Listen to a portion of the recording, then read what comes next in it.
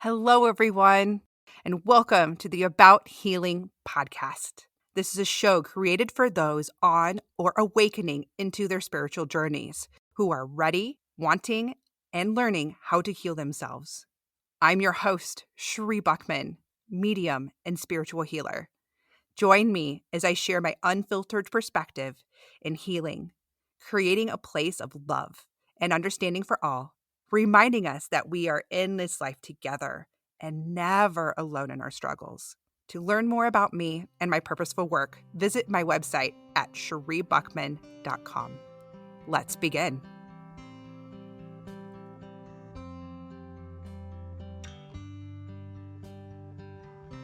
Well, hello, everyone. Welcome back to another episode of About Healing podcast. Hello, Copper. Hello, how are you today? I'm doing great. I think now that we got all of our weird giggles out and all this conversation, we can actually record. I know we can focus. I say that because before we record every episode, Copper and I always have this plan, like we're going to meet and then we're going to record. We're going to get this done so we can start our day. Here we are an hour into, more than that, an hour and 15 minutes after we initially meet, we're finally recording. I think the thing is that it's not only are we working together, but we are friends. So like the conversation has run the gamut of the show and our children and food. And a lot of other things that you would need special access to hear. Yeah. I know. I feel like we're teasing everybody with that information there. And it is a tease, okay? We are awesome. Okay. I just wanted to explain that because I think it's really fun as we get into recording our episodes. And I'm very excited. Like Copper, this is the fourth episode into the new turn of the podcast. Mm-hmm. I'm just really excited about what's happening with the episodes and where we're going. I know everyone out there, as you're listening, some of the episodes have been getting pretty deep, but I truly believe that these are the things that need to come out. I am channeling the information. These are the things that are coming up also throughout like my work when I'm having sessions with clients. Some of these pieces I will find when I have clients in 1 week that there is this common thread going in between them. And then I find outside of that I'm either reading books or there's a show that pops on that almost validates that information that was coming up. And then I'm just feeling and channeling like right now I'm getting chills everywhere. It's like, again, that other further piece of validation that this is exactly how I'm receiving it so that I can bring this information forward for the listeners and that it's airing and people are hearing it and absorbing it in its perfect time. I would have to agree. And I just personally, it always is funny to me because I am not on the same path as you. I do not pretend to be on the same path as you, but it's so funny to me that without fail, almost every week you're talking and I'm just sitting here going, I needed to hear that. It just seems to be the right conversation every single week. And I am really, really excited about that and excited because I feel like I need to hear it. I need to hear it. So there's a reason why we are still here. There's a reason why you have this renewed focus and purpose on the show. And I'm just really excited. Yep. You're not getting rid of me that easily, everybody. We're just getting started. And I love it, Copper. You never know. Maybe when these pieces of information that's coming through that's hitting you, maybe I'm going to pull you into my path. I don't know if I'm pretty lazy. I don't know.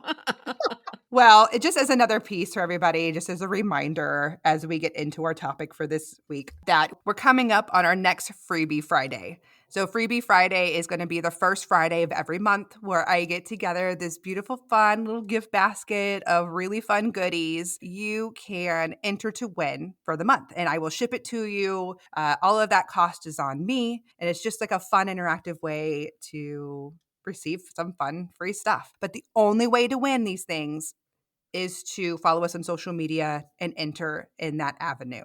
So if you haven't already, you can find About Healing Podcast on Facebook and Instagram. So go follow. So to get into the topic for this week, I really want to talk about processing the energy within. And more specifically, I really want to talk about channeling the pain. In recent episodes, I have begun to explain our purpose here and about learning and understanding these pre-planned lessons. lessons. I have said before that we're here to learn lessons, to grow and evolve, and that we've planned our lives here. Again, to bring more focus onto that real quick, everything is planned in possibilities and probabilities. It's all free will. But I've also mentioned that our experiences here, all experiences, good and bad, are to help us learn and to evolve. Well, I know this leads to a very big question. It's one that I've heard when I explain this process. It's one that I've heard, and it's one that I feel that we need to talk about. And that question is, if we are here to learn, why all the pain? Well, to put it bluntly, that is the point. And really what I mean about that, it's not really the pain per se that I'm talking about, but it is a part of the answer. It's about what we do with the pain. That's the lesson. Do we take it internally, and do we just keep it there and let it grow? Do we find ourselves where we create this massive shield around us, this barrier, this wall where we don't let other people into our lives because of the pain that we have felt in our past, and we don't want to feel it again, so we shut ourselves off? Do we carry this weight of pain around us and feel like we're supposed to hold on to it forever rather than release it? Or is there another way to deal with pain and process it?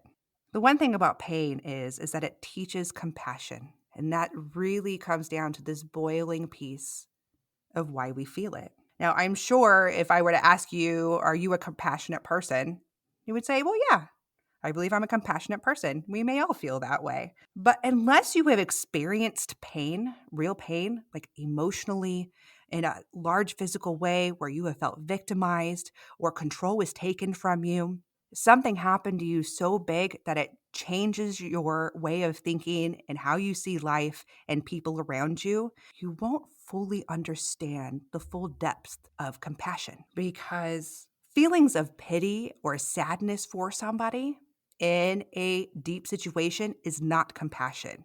In fact, those feelings are actually low vibrating feelings. That is seeing someone as a victim rather than someone who is strong, going through a challenge to come out the other side. And that's really the difference. Compassion is about understanding other people's challenges in a loving and caring way. And so if you are one of those people who have experienced these traumas, who carries this weight of pain, who has felt a victim where control has been taken from you, I want to share with you the lessons I have learned in dealing with it and how do we work through the pain. Now, there are many other ways to do this, of course. However, I want to share with you on how to start processing it for yourself on your own, a new way to look at it. And one of the first things that I can tell you to do is to get out of your head, get out of your mind. Because when we sit there, we replay these situations and these events and the trauma over and over and over again. It's sucking us back down into that deeper, darker place. It is, again, collecting and carrying that weight over and over again. And this happens because we haven't allowed it to process yet. We haven't allowed to let go or to see it in another way. And so these tips are going to help you move through that. So now we have to start, sorry guys, we have to start feeling. We have to start feeling it, and then we've got to start doing something with it. That's the key. Obviously, allowing yourself to feel the pain, to open yourself back up to that, is a very scary thought, because I have many clients where I have mentioned this or we talk about this, and the biggest fear that comes up is, if I open this up, I don't know if I can turn it off, or I don't know if I can get myself out. I don't know how deep and how much I'm going to fall apart if I allow myself to feel all the feelings. And I get it. I know and I understand that too. But it's also about doing it in layers, or making sure if you're feeling like that is such a scary thing to do, is to open up and feel these, then it's also choosing a safe place to do it in. Obviously, you don't want to sit there and decide that you're going to open up the gates to this big emotion and that pain and start processing it when you're in the middle of making dinner for your family and your kids are running around. Probably not the best time to decide to do that. You do want to make sure you're in a space where you can take this time and you can have time to recover where you can scream, or if you need to break something, let's try not to hurt anybody or break anything valuable. But, sometimes breaking something feels really good when we're really upset. I mean, not going to lie. This is why they have places where you can go break things for a fee. It does, it does. We were just looking it up the other day. I'm like, that sounds so therapeutic. Exactly. Because it's a way where you can feel angry and smash things. That is a way to let that emotion out because you are doing something. This is what I mean. Do something with the emotions you feel. So, but try to please remember to do it in a safe way. Okay. You have a choice and you do have control over your actions. I'm just putting it out there. So if you are in a way where you've selected a time frame and you've got sitters for the kids, or the family is away and you get this moment where you can kind of just take it for yourself. But then again, you start to open up and you discover that it's really, really hard to put yourself together. I have two things to say about this. Number one, when you allow yourself to open up and feel these really big, heavy emotions, there is an ending and there is a peak. It is just like a wave in the ocean. It only has so high it can go before it is going to come crashing down. These emotions, it is the only way to let go of them is to let it process and do its own thing. Let the emotion fully come up. And yeah, it's not going to feel amazing in it, but the moment that it's peaked and start to dissipate, that is when you start feeling the weight just, it finally starts dissipating. Is it going to happen in that one moment? No. But it's kind of like the power of a good cry. It's like when you have this moment, you give a really good cry, and afterwards you're like, man, I kind of felt really good. I felt like I got rid of some things. Well, exactly the point. That is also a way of releasing these emotions. So we have to allow it to kind of peak out. And the second thing I wanted to say about that too was some traumas are really big, and it is definitely probably your safest way is to talk to someone professional who can help you with that. Find a counselor, find a therapist, or even a really good friend who is really good at listening, because you don't need anybody to fix it for you. You need someone to listen so that you can process and let it go. I call that finding your Sheree. Well, see, and isn't that a tip for somebody? And I also want you to listen to this too. If you are one and you have friends that come to you and to process things, just remember, and I find this, I see this, and I'm telling you, I'm not trying to like categorize gender here, but I find it hard, like when I'm trying to express myself in certain ways, like with my husband, I have to be very clear to him and tell him, babe, I just need you to listen. Like, I don't need you to fix it. Like, I just need to process it. And so as somebody who's receiving for a friend, just remember, like, you need to ask them, like, do you want advice or do you just want me to listen? Ask that and then give them what they need. And this is kind of the same way when people are going through grief. We don't know how to help other people. This is just a side tip I'm putting out there. Ask people what they need. If they don't know what they need, just sit there and listen. Just listen, because sometimes that's all people need. So just putting it out there. So the other big thing is that once you're able to start processing your emotion, okay, start at least opening up, or at least coming to the place where you are getting ready to do so, there is another question you can ask. Well, with all this pain, now what do I do with it, right? Ask yourself this question, because this should be your first question. How can I be of service to others? And what I mean by that is, we've all heard those amazing, inspiring stories. You've heard of a person going through this extreme trauma, like mothers who have lost their children. There are some mothers where they started creating these programs, starting support groups for how to help other mothers who have lost children. There are some mothers, and I'm just giving this example because it's just what coming to mind about the mother thing. And so these are just there's so many other examples, but this is what's coming to mind at the moment. You may have had a mom who lost a child to an overdose. So they now are an advocate for other children who are addicted to drugs, when maybe before they held a big bias and saw people with addiction in a different way. Like, oh, why can't they just stop? Well, now they've come to a place of compassion and stop placing judgment, and now can understand from a different point of view and from a different perspective on how to help them, because honestly, now they know they couldn't help themselves. And so bringing back to the question where how can I be of service to others, I set that example as those are just some of the things that people have done. And those are really big examples where they've created foundations or support groups and different paths for themselves or careers from their pain, and it adjusted into something different. Yours doesn't have to be that big. And I'm not saying if you can't create that, then you're not doing something worthwhile with your pain. This is one big example. And this is really for those who have gone through some really big things, the really deep stuff. Can you be an advocate for somebody? Well, then you have some other things that you can do. If those aren't for you and that's not where you feel your pain needs to be put, start thinking about, is there something new that you can create? Is there like a project? Maybe it's just one small thing that you create that is meaningful to your experience with pain in the process, whether it was from the trauma itself when it happened, or your process in between where you shut down, or the aftermath of how you got yourself out or getting yourself out. Is there like maybe a business or a hobby? It's something that could be connected to it where you can kind of help or inspire others with it, or at least another way for you to let go of these pieces. And truly, one of the most positive things that you can do to help you release this pain is really about channeling it. Let's channel the overwhelming emotion like pain, like anger, grief, even joy and excitement, because you can even do the other end of the spectrum. All of these big feelings, channeling it into something creative.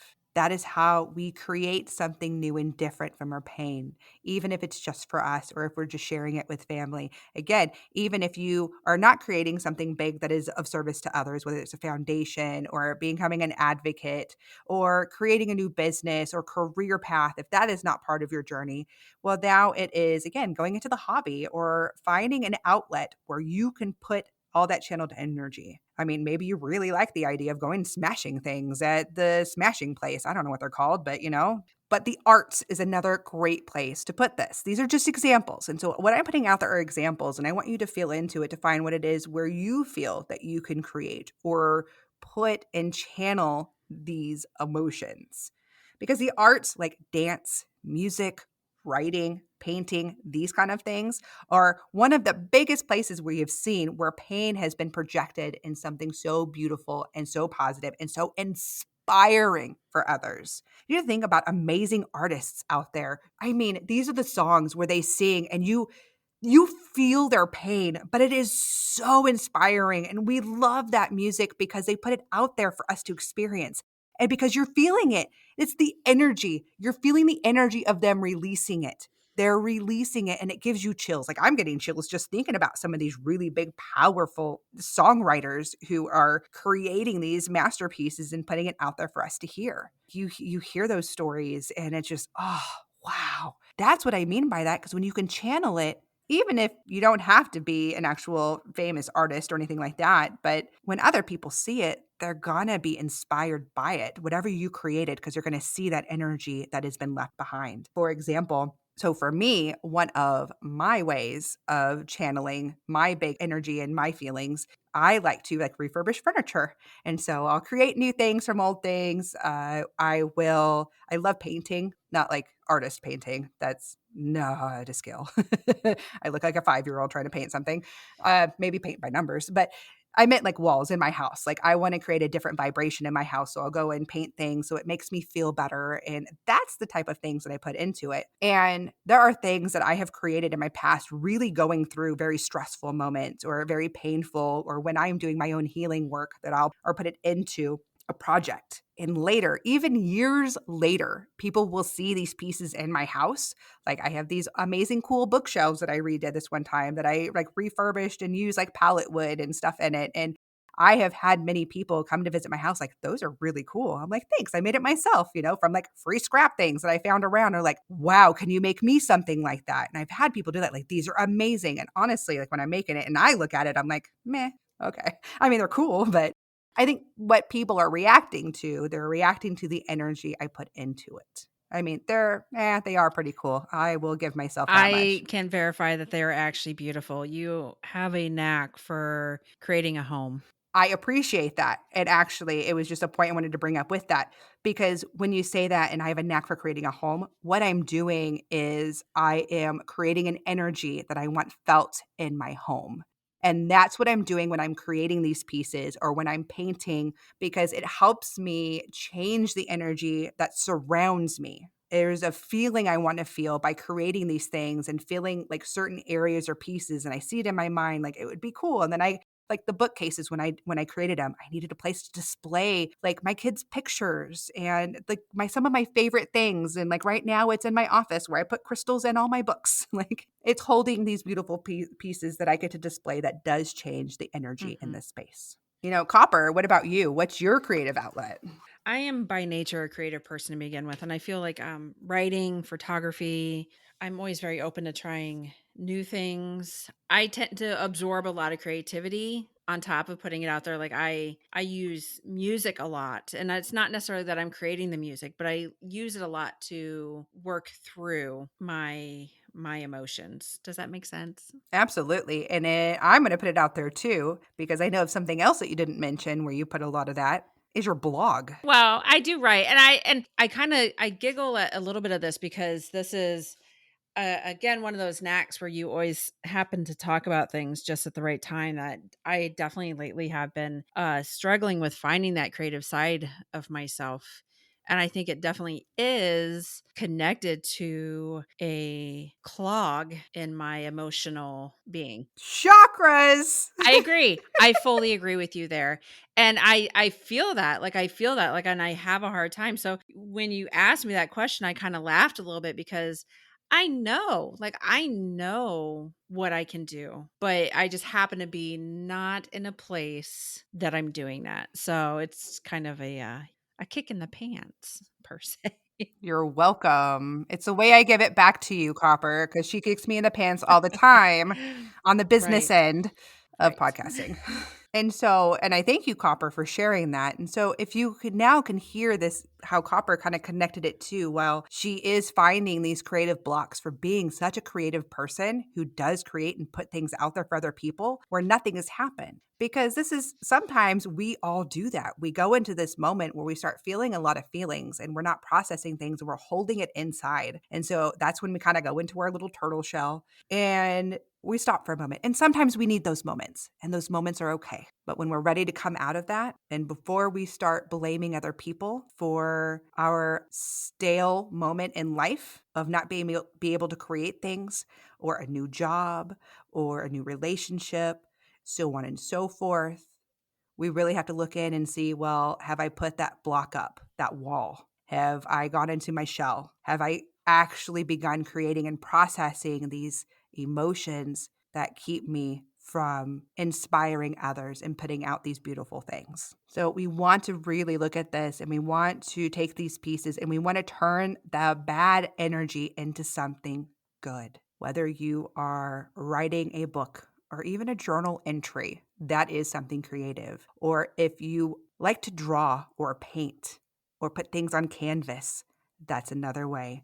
Whether you are mechanical and you like to build things, redo cars, or I'm trying to think of a word to explain you technical people who like to like do things, codes, like I don't know. See, out of my realm. So I'm trying to give you guys a call out, and that's where it literally got stuck. Like I can't even channel it. Like it comes in as weird numbers and letters, and I don't know how to tell you that. So I don't understand that language right now. So, but I'm talking to you too. If you like that computer stuff, whatever, create and do those things. I am so for it. Whatever it is that speaks to you. Yeah, my point. I guess I just tried to give a shout out to something else that I didn't understand.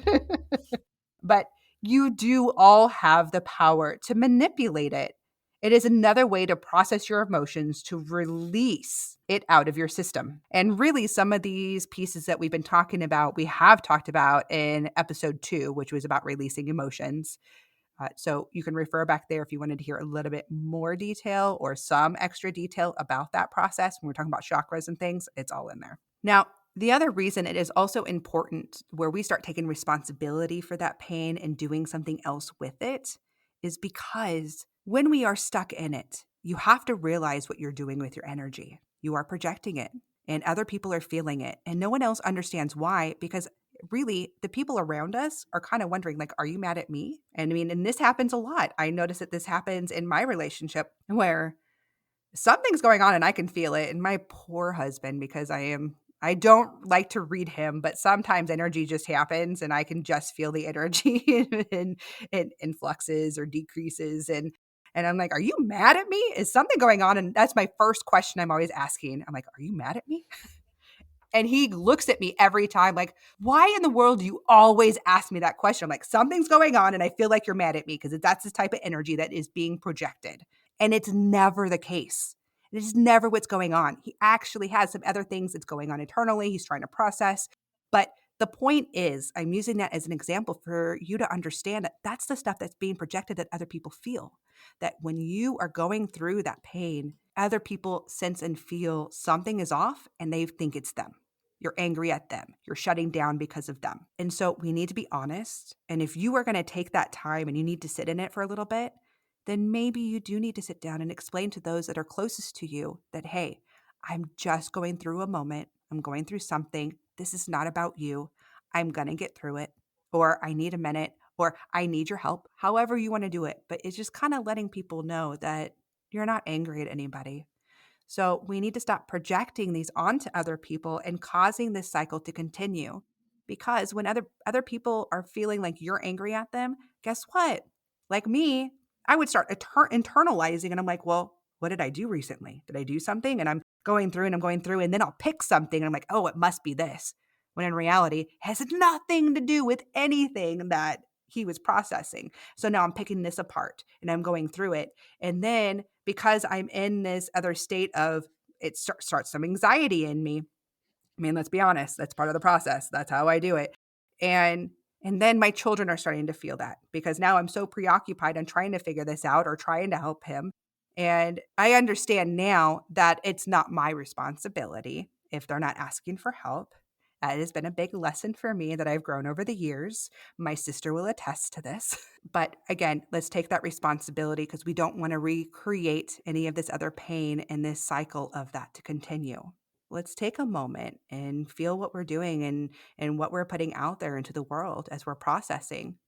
Again, it is okay that it takes you time and it's okay that you feel these things, but we do need to be a little bit more open and honest with other people around us. There's nothing wrong with that because we are all human. We all have these feelings. We all get down. We all have pain. We all have pain. I am also coming from a childhood where I had someone in my life at some point that I trusted where I was put down and I was emotionally and verbally abused, told me I'd amount to nothing. And it ate at me for a long time. And so I'm just saying that also, you hearing the rest of my background, we all have pain. There are things that not everybody knows about. So while we deal with our pain, always know that other people have theirs too. And we're all at different levels. No one's is bigger and worse than somebody else's because pain is pain. We all feel it the same way. But what is also important is that you know that others learn from our behaviors. So as you are trying to help others, especially those in a helping field, if you're not taking care of yourself, how can you help other people get through theirs? It's one of those things like we've got to take that time where we can help and we inspire people by doing the work ourselves. And that's why it's been so important for me to share my story and my healing journey with everyone because I have taken that responsibility in my pain, taken the responsibility in the things that, or really in my imperfections. I embrace my imperfections. However, there's some things that I do need to manage or balance out. And I am taking responsibility in that. And through that, I am hoping it is inspiring others. And that's how I want you to see what you are going through. And that even if you're not talking on a podcast or again, creating that foundation or becoming an advocate, whatever you are doing and channeling that energy into, someone will see eventually. And maybe they don't actually see your artistic work. They're going to feel the energy that is around it because that's where you're putting it. And the energy is not the pain energy and it's not the angry energy. What they're feeling is healing energy. And that's why when we hear those songs, that when they are just singing about pain, you feel inspired because you're actually feeling the energy of healing. So let's teach our children and future generations how to properly release the heavy stuff. Let's change the old way of thinking and saying and telling our children and other people, stop crying, or be a man and suck it up, or don't let others see your feelings, or to keep it bottled up, because that is not the way. It creates something bigger and it continues that chain or that cycle of anger and pain. Let's start releasing and bringing ourselves again back into this higher vibration and sharing that with everybody, because as we do our own healing, as small or insignificant it may feel, every step you take in that direction to healing, even the thought of taking care of myself, you are raising that vibrational consciousness on this whole level of earth that we live on. And our choices and actions that we are making now actually affect our future generations. You are laying the groundwork and energy that allows them to express themselves in healthy ways. And so, honestly, to kind of wrap this all up and put it all in here, when we're talking about all this energy and the pain and everything else, just channel the energy into your passions and inspire others through your healing. Wow, this was really an amazing topic to talk about. I don't know if you feel it, but I feel so inspired by these words. I know I've been doing the work with my healing, and I've been doing it for a couple of years. I really had to dig deep down in understanding. I have a different perception from my pain. And when I said I had that one person in my life whom I trusted that really broke me down, I really actually, there was a period of time when I went through my healing that I had to understand and release that. Like, wrote a letter. It was never sent out because it's not about the other person knowing. It has nothing to do with the other person. It was about me understanding that that person was going through lessons for themselves.